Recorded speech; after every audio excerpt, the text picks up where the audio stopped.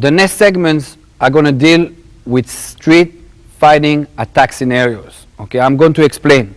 You already know how to get to a point of reference. You already know your weapons. You already know your objectives. What will happen now is, according to the attack that's coming in, you're going to have to be able to apply your weapons, to apply your strategies, to get to your point of reference and to work to your objective.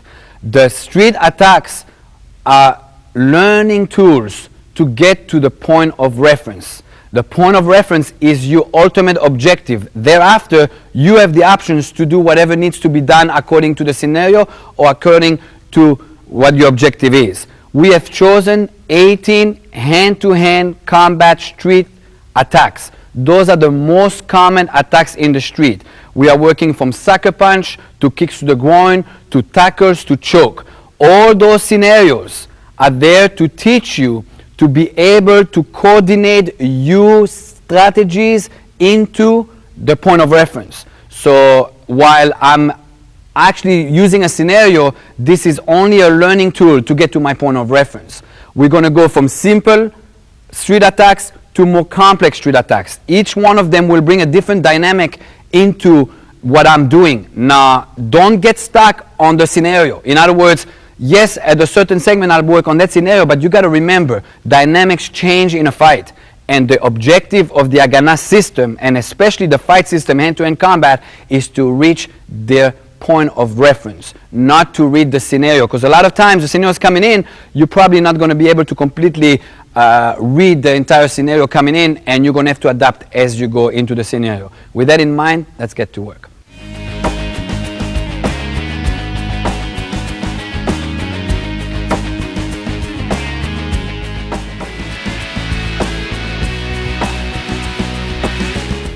All right, throughout this series, you're going to hear me talking about a clock strategy. The clock strategy follows that Carlos, in relationship to me, is at 12 o'clock, and I'm the center of the clock. So here will be 3 o'clock, here will be 9 o'clock, and right behind me will be 6 o'clock. So you're looking 12 o'clock, 3 o'clock, 9 o'clock, 6 o'clock. A lot of times you'll hear me say, I'm going to move into 2 o'clock. There will be for me to position myself according to the relationship between the both of us. So you got 12 o'clock, 1 o'clock, 2 o'clock, 3 o'clock. You got 9 o'clock, 10 o'clock, 11 o'clock. Most of the time throughout the video series, I'm going to use the hours that are towards this half of the clock. A couple of them will go towards the back, but most of the time it'll be either 1 o'clock, 11 o'clock, 2 o'clock, 10 o'clock, 3 o'clock, 9 o'clock. Each one of those hours have a relationship to right and left. 1 o'clock is the same thing as 11 o'clock, just it's on the right or left side. 2 o'clock is same thing as 10 o'clock, just right side, left side, and finally 3 and 9.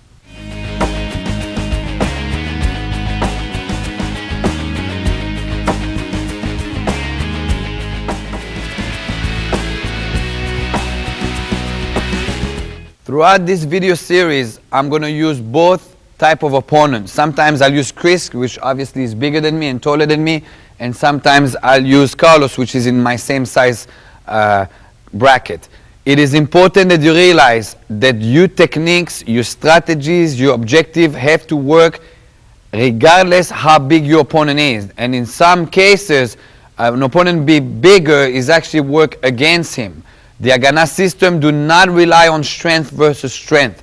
It is the strategies, the point of references, the objectives that make it possible that I'm completely ignoring the matter of strength. Most of the time when somebody's going to attack you, they're going to be bigger than you anyway. And if you start relying on strength within your training and within your drills, you're going to always be limited in the sense of, I'm going to be able to make this work if I am bigger or stronger than him. And again, in many cases, somebody being taller, just for an example, if I bring Chris in and I turn him as an objective, right now, him being taller makes it that his arch, therefore, it's actually working against him. So a lot of times you'll see me demonstrate with Chris, sometimes with Carlos.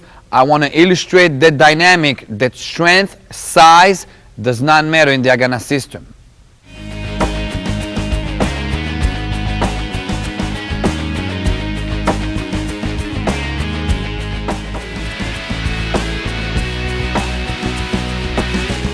The first attack we're going to deal with is probably the most common attack in a street fight. It's the sucker punch. It's the guy just throwing a fist in your face. A lot of people that are so-called trained martial artists still get confused or get surprised by this attack because they don't understand the dynamic of the stress when it's coming in, that they're not going to give you a chance to be prepared for it, and the shot is just coming at their face and they got overwhelmed with the violence that's behind it. Carlos is getting in a fight, and he already chose that his attack is going to be a fist right in my face. Right now, his objective is to punch me in the face. Regardless if I got in a fighting stance or maybe I'm just in a neutral stance, that punch is coming at me. This will introduce you to what we call primarily danger. The primarily danger in this attack is the line of fire of that punch coming right in my face. Therefore, I'm going to have to deal with the primarily danger first before I go into defense and counters. The primarily offense is that line of fire. See, if you take a laser and your imaginary line, there's a line that's coming right in my face. What I need to do is, I need to get out of that line of fire. Again, Carlos throws the punch, line of fire. If I'm in a neutral stance, I can do it from a neutral stance, or maybe if the fight was scheduled, I can do it from a fighting stance. It doesn't really matter. Okay, he comes in. I'm going to choose to get out of line of fire so I'm safe. My hand is going to check. In other words, I'm going to pick up my hand just to check. This is a check. Do not push. If you push, you redirect the attack. Just like it sounds, you're going to redirect something else.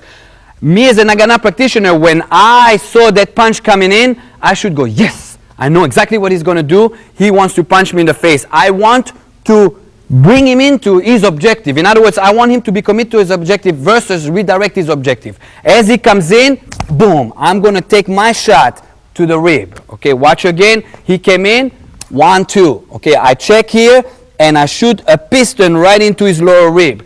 Footwork wise, 11 o'clock, and I'm shooting my punch right here. Right now, what I basically did in the first engagement of his objective, his mind right now was, I'm going to punch Mike right in the face.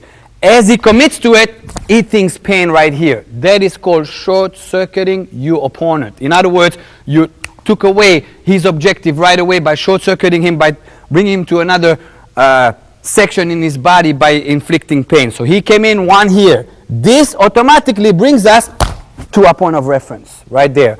I grabbed him right away. I'm in a point of reference. From here, I go to work. The segment of going to work from here will be 3 knees. I'm going to knee 1, 2, 3. Anywhere. From here, step, break his ankle. That was my objective at the moment. Again, Carlos came in, he threw that punch. Out, grab him. Point of reference. Make sure this hand is across his face so he cannot involve that hand. Right now, Carlos cannot punch me in the face. He cannot punch me in the body effectively. He can reach me, but no big deal. If you pay attention, Carlos is armed. If he tries to deploy that knife now with that hand, with the left hand, he can't do it effectively because I'll go already to work and I'm short-circuited by it. Again, so he comes in, out of line of fire, shoot, you counter attack. Offense, defense principle at the same engagement of the time that he threw his attack. Point of reference, violently. From here, 1, 2, 3 knees. You want to take him down? Go ahead, take him down. You want to break his ankle? Break his ankle. You want to schlag him out? Schlag him out. That will be up to your objective at the moment.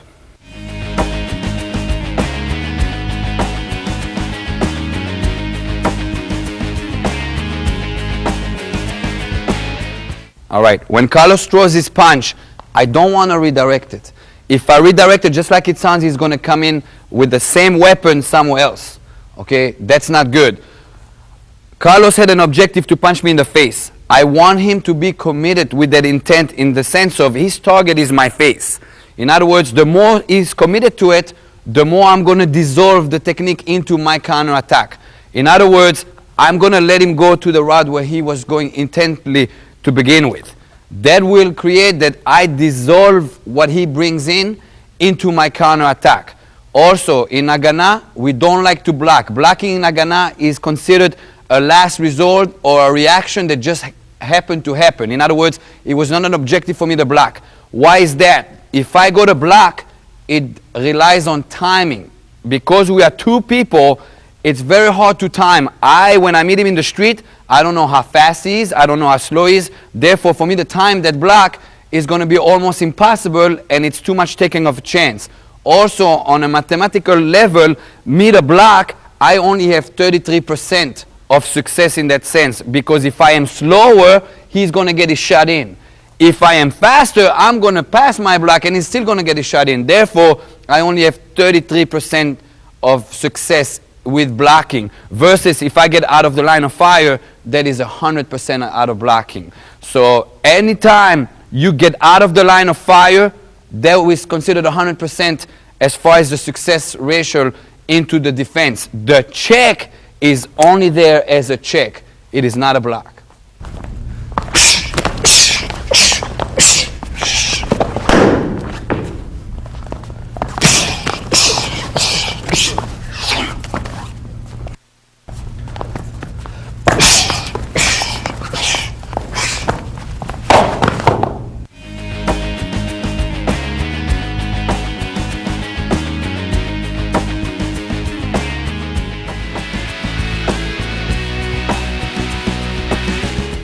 Attack number 2 will be a kick to the groin. Again, I'm going to have to deal with primarily danger. Carlos goes to throw a kick to the groin. The primarily danger here, again, is that line of fire.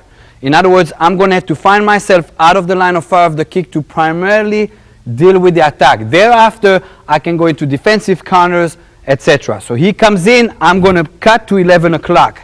Again, I'm cutting in to 11 o'clock. It is important here that you don't anchor this leg. In other words, only move this one and then you're going to eat that kick into the thigh. It's important that you clear both legs.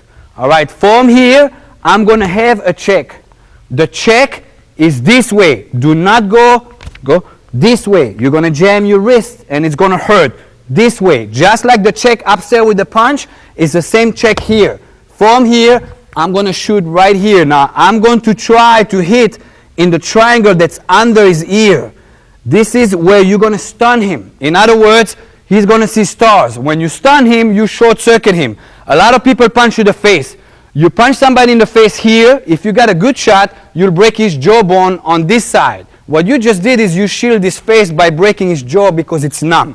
I want to hit here so it completely stuns him. Again, he comes in, one, and shoot here. From here, point of reference. I pin this hand, I grab here, I pull in. 3 knees, 1, 2, 3. And from here, I can go into one of my objectives. Either take him down, either break the ankle, or either terminate him. Again, first thing, out of line of fire. Again, out of line of fire with a check. From here, it presents my target. Again, from here, it presents my target. He's actually walking into my punch. Again, one, boom. From here, point of reference. Make sure you got a lot of his shirt, pull it across. Don't be sloppy on your point of reference. That's what's keeping you alive. This hand is pinned, so he cannot deploy that knife. If you grab here, he yanks out. If you grab above, he deploys his weapon. If you have it pinned here, he can do nothing. From here, 3 knees. 1, 2, 3. And break the ankle or go into one of your objectives.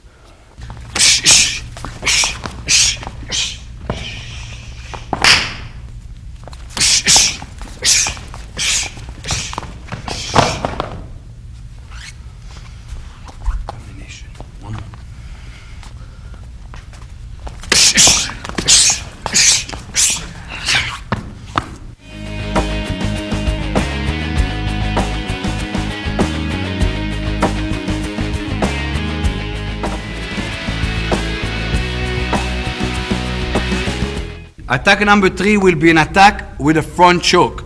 Chris is going to choke me from the front.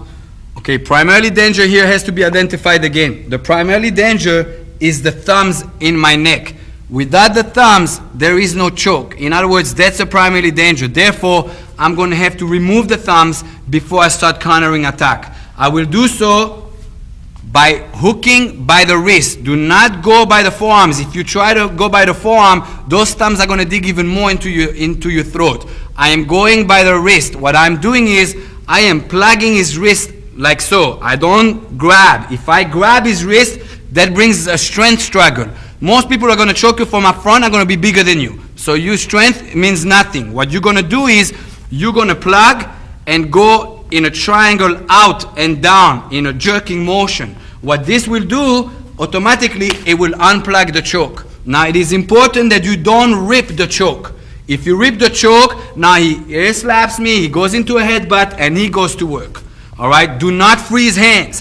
Whenever somebody puts the hands on us in Agana, we say yes. He basically gave up his weapons by grabbing me. So I'm here. The first thing I'm going to do is right here. Right now, primary danger is taken care of. I can breathe. Now comes the counter attack. This will all be done simultaneously. Chris comes in to choke me, and I knee him in the groin. Again, watch here. What I'm doing here is I'm unplugging, leaning backward and kneeing. It is super important that you lean back. If you stay erect and you knee him, his head will headbutt you in the face. And that's going to cost you to be short-circuit. In other words, I lean back, the same thing I do my knees in the hand-to-hand combat segment. So I protect myself from getting headbutt in the face. Right there. From here, I'm going to step in and elbow in the face. In other words, I'm overlapping. Again, he came to choke, one to the groin, and overlapping. Go on the other side, please, Chris. Again, I came one and overlapping. This brings me to a point of reference. From here, 1, 2, 3 knees, and one of the 3 objectives. Either break his ankle, take him down, or terminate him. Again, he comes in with a choke. 1, 2, point of reference. 1, 2, 3, and one of the 3 objectives.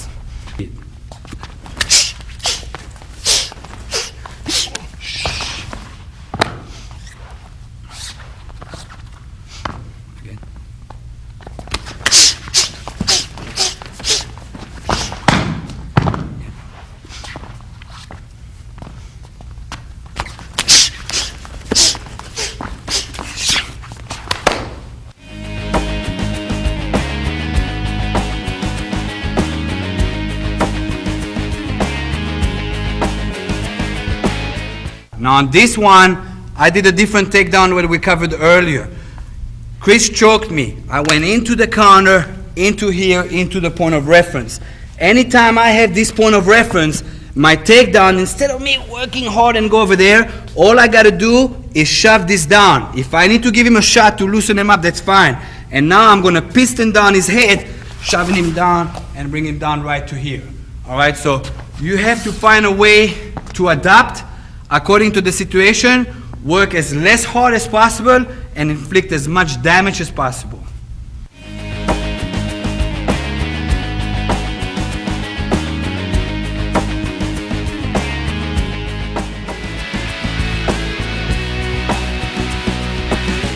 This time, Chris is going to come and choke me, and he's going to shove me backward. Again, I'm going to have to find my primary danger, what exactly it is. In this case, my primary danger is no longer the choke. It is first me being off balance. Because if I unplug him, he will come down on top of me. Therefore, primary danger is me getting off balance. I will deal with that as he comes in by moving sideways. As I move sideways, what happens is I adjust my leverage. From here, I'm going to come above and unplug the choke. Watch again. Slow motion, please. He comes in, first sideways, shove, and from here, unplugging. As I unplug, I need to go as close as possible to his wrist.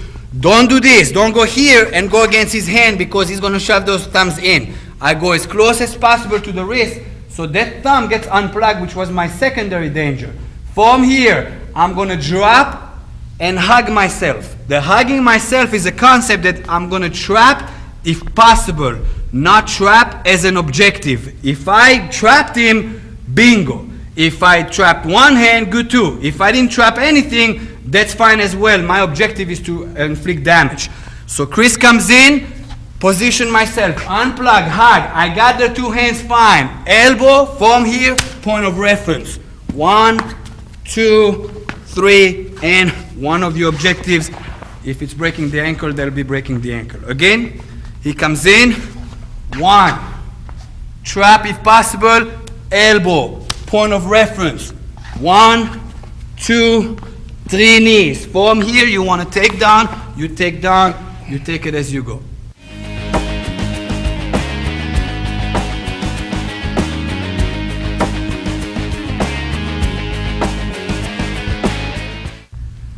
Okay, pay attention. I'm going to bring you to a couple issues that needs to be addressed. If Chris comes in and shoves me backward and I am right-handed, push, I'm going to go on this side. If I am left-handed, I am going to go on this side. So I end up attacking with my strong elbow. Because the technique is ambidextrous, anytime the technique involves two hands on the neck, it's considered ambidextrous. In other words, I can choose which side I'm going to go. You're always going to go where your weapons are. In other words, you got the choice. Also, on the first scenario, it was without a push, and I chose to do this. Now, on the first scenario, I can choose, without Chris pushing, I can choose to do this as well. The reason why I don't do so, anytime the Haganah practitioner has an option to tie up two hands to begin with, he will do so. If Chris doesn't push now, and I choose to do this one, while I do this, he can deploy a weapon. Take out your knife. And while I come to elbow him, he's got a knife out. Therefore, put your knife back. If I chose to do this one, he could not deploy that knife. All right, so anytime you can tie up his two hands, you do so. Anytime the technique is ambidextrous, you choose which side you're going to take it so your strong hand takes over the encounter and the engagement.